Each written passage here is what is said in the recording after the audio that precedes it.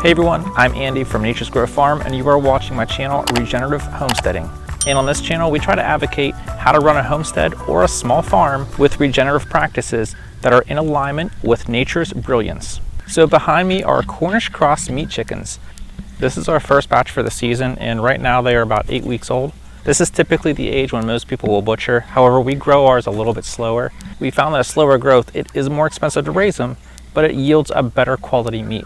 And we are not after trying to make the cheapest product in the market. We want the best quality product in the market. So we raise these chickens out and butcher them at weeks 9 and 10. Now in years past, we used Joel Salatin's chicken tractors, which are right here.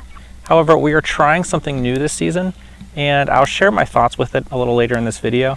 But what I did here was I removed some of the siding of this chicken tractor. I still left the aluminum panels on the back, but for the most part, the siding of that chicken tractor is open so chickens can come in and out as they please. Then I surrounded a larger area with our Premier One poultry netting. But regardless whether you use a chicken tractor or you're fencing in a larger area, the whole idea here is to promote movement. In nature, animals never sit in one spot.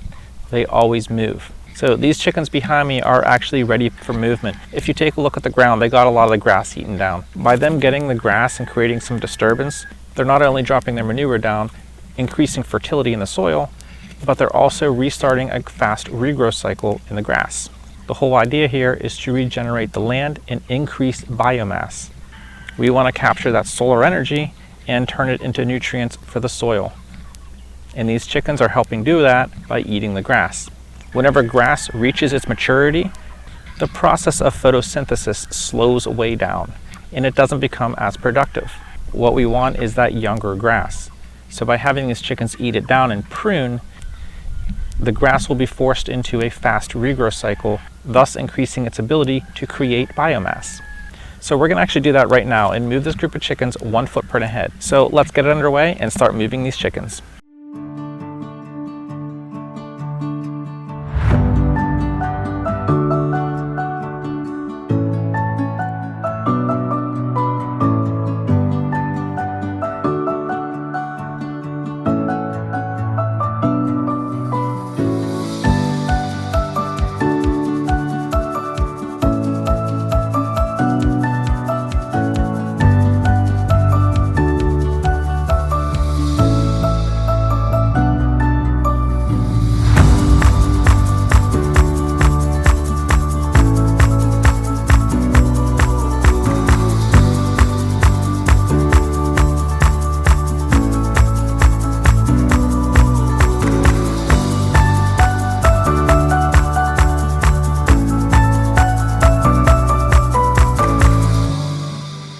So we have the chickens moved to a new area, and they're going to do the same thing here that they did to the last area, eat the grass down and start the whole cycle all over again, and we will continue to move them. Being that this group is almost 9 weeks old, they should really only need 1 or 2 more moves. There aren't that many in this group, and this is a big area for them, so this area should be able to hold them for close to a week, maybe not quite, but we'll keep an eye on the grass and see how it goes.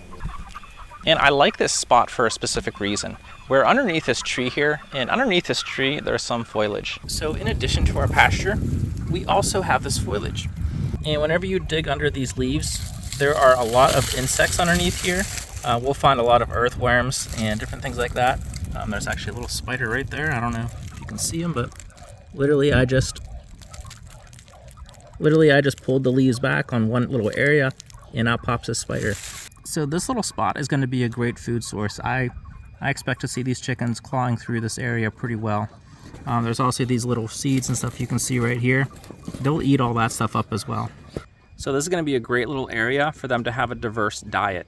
Not only do they have the grasses, but they have all this foliage underneath here with a lot of hidden gems underneath these leaves.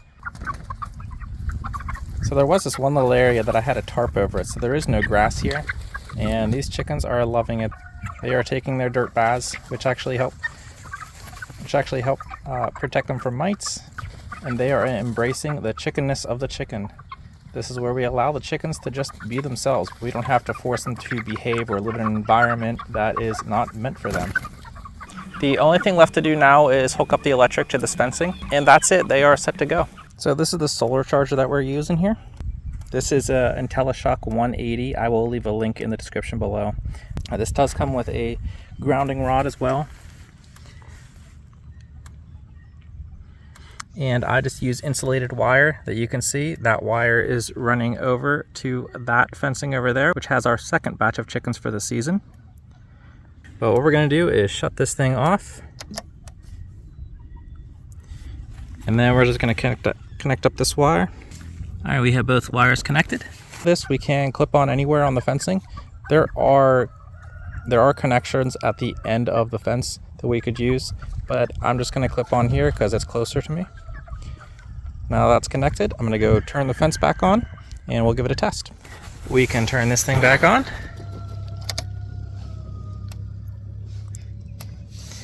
And we will go check it out. All right, and here's our tester. Stick that in the ground so it grounds itself. So we'll test this out and see what our voltage is. And it looks like we're over 4,000 volts here. So that's pretty good. Really, ideally, we want this to be over 3,000 volts, and we're about 4,000, so that's pretty good. So this is the new system we're trying with these Joel Salatin chicken tractors. I did say at the beginning of the video, I will give you my pros and cons of this system. I initially went into this thinking that it was gonna save me time in the long run.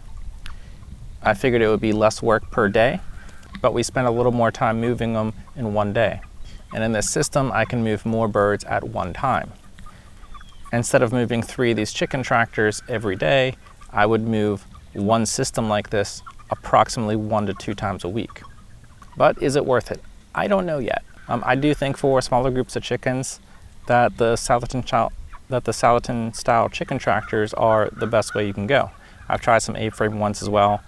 In our region, we get some high winds. That's why I don't like the real high A-frame ones. Unless if they're well designed and don't catch the wind so much, that might not be so bad. But I like these real low profile Salatin tractors for smaller groups. Now for larger groups, between doing 3 chicken tractors or 1 fenced off area like this, I think it's a bit of a toss-up. Something I haven't done but would like to compare this to is actually trying to achieve a larger chicken tractor that can support 150 chickens inside, but still easily movable by hand. That might have to be fabricated with metal and wheels and can get expensive. So I think if you're trying to be cost effective, that may not be the way to go, but who knows, I may give that a try at some point. So this is like a really high level overview of how we're raising our meat chickens right now. It seems to be working out pretty well, but as the season progresses, I'll be sure to dive into the details a little more. If you have any questions or there's something specific you would like to see, let me know in the comment section below, and let us know what you think of this system. Is this better than Joel Salatin chicken tractors? Are A-frame chicken tractors better? Or should I maybe go for it and just design a mini prairie scooter and try out that model as well? Let us know in the comment section below. And if you enjoyed this video, hit that like button down below and subscribe to our channel. It really does help us out a lot. I do have more videos on my YouTube channel, so be sure to check all those videos out as well. I hope they can help you out whether you have a homestead or a small farm.